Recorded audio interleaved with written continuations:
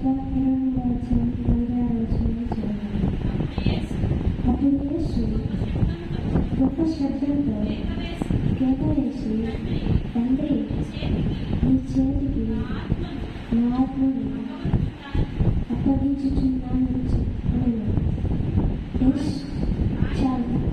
యేసుక్రీస్తు ప్రభువారి జీవిత కష్టాలను ముగించబడే సమయం 33.5 సంవత్సరాలు ఆయన బ్రతికిన జీవిత కాలం ఈ లోకంలో.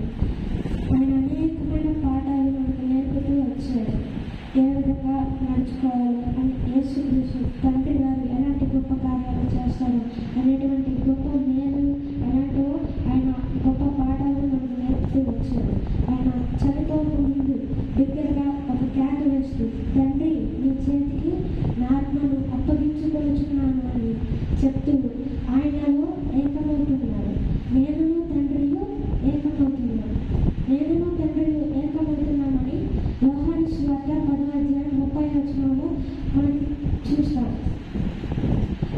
అదే కాదు కానీ మరణ భయంను తొలగించడానికి ఆయన తన చేతిని తండ్రికి అప్పగించుకున్నాడు.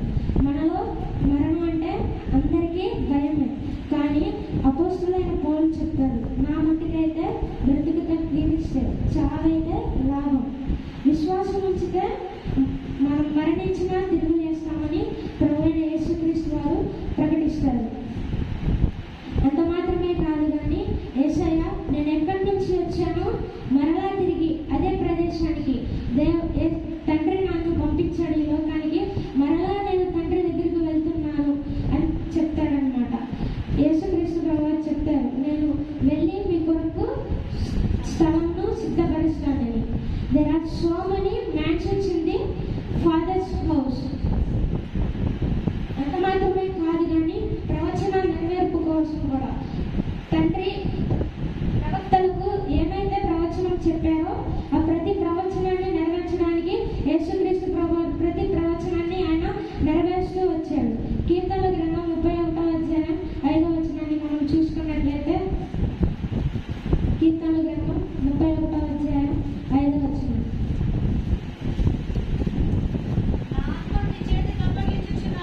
నా ఆత్మను నీ చేతికి అప్పగించుచున్నాను అని తెలియచేస్తూ ఉంటారు. ఇదంతా ఎందుకంటే మనం రక్షణ పొందాలని. మనం పాపంలో ఉండట ఆయనకి ఇష్టము కాదు. ఆయన లోకమును ఎంతో ప్రేమించుచున్నాడు. కాగా తన అద్వితీయ కుమారునిగా పుట్టి విశ్వాసం ఉంచిన ప్రతివాడు నశింపగా నిత్య జీవితం పొందినట్లు ఆయన అనుగ్రహించును.